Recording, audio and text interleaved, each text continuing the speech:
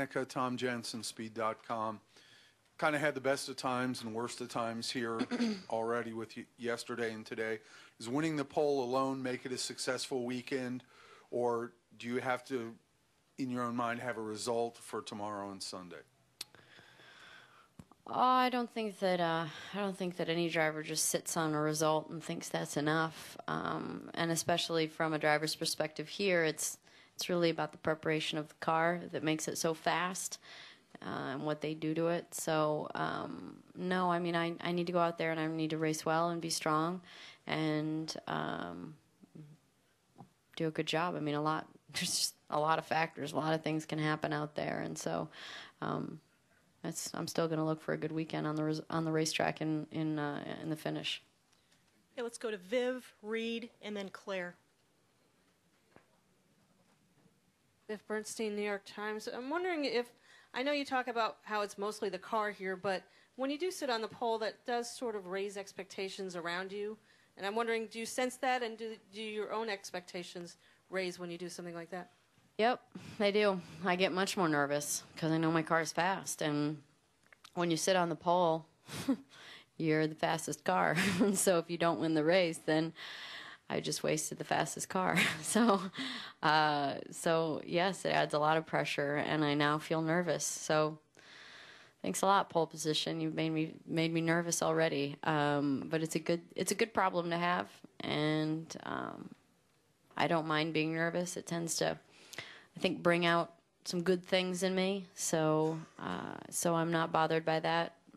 But I mean, expectations, sure, yeah. Anybody that sits on the pole is going to be expected to do well because they obviously have a good car, and I think so too. Reed Spencer with NASCAR Wire Service.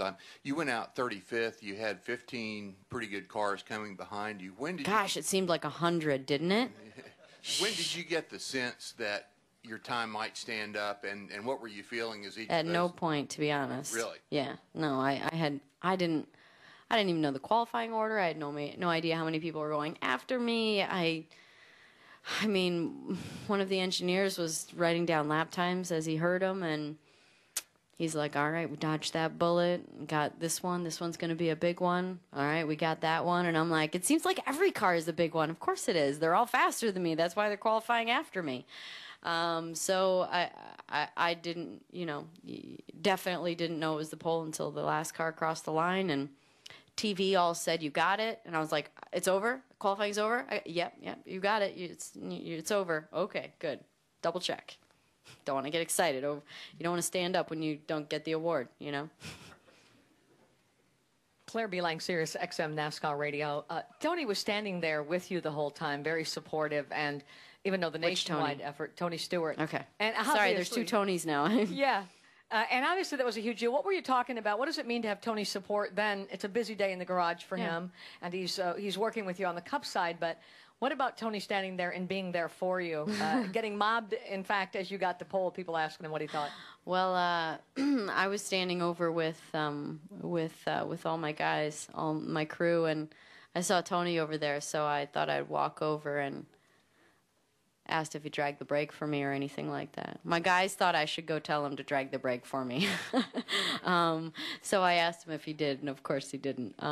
But I kind of felt like a little bit of a rookie because I was super excited, and I'm really excited about being on the pole. And this is something that has happened to Tony, I don't even know how many times. So, and this is Daytona, and it's straightforward as a driver, so it's like, I kind of felt like an idiot being really excited, but so that's when I was telling about how excited I was for Tony Jr. to get the pole, and that's when he told me I should take all the credit, or take some of the credit anyway.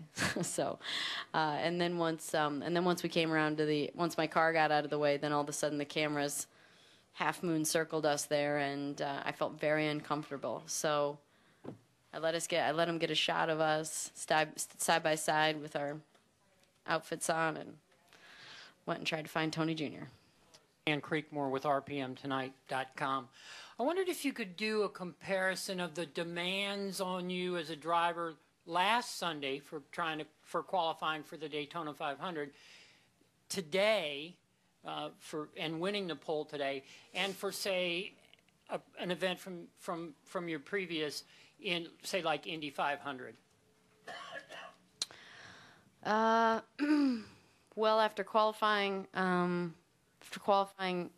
the Cup car last weekend, you know, you do a couple interviews afterwards, but not too much. After qualifying at Indy, no matter where you are, you do a whole bunch of questions, and you do print, you do all the locals, all the local on camera, then you do the network on camera, then you go to the press room and you do press conference, and then if you go qualify again and do even better, then you kind of got to do some of that again. So it's there's everybody does a lot of media in IndyCar after a qualifying run.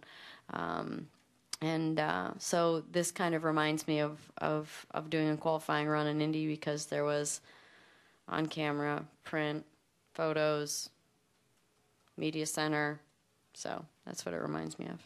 I was great to hear your answer, but I meant the demands on you as a driver, the ability needed to make sure that, you know, you get up to the front. They're just two different. I mean, what does it take to be up? I don't understand your question. Was it tougher? Was it easier to qualify today? Was there more driver ability required today? I think I've been pretty clear that driving at Daytona is pretty straightforward. And it was much easier to qualify here at Daytona than it was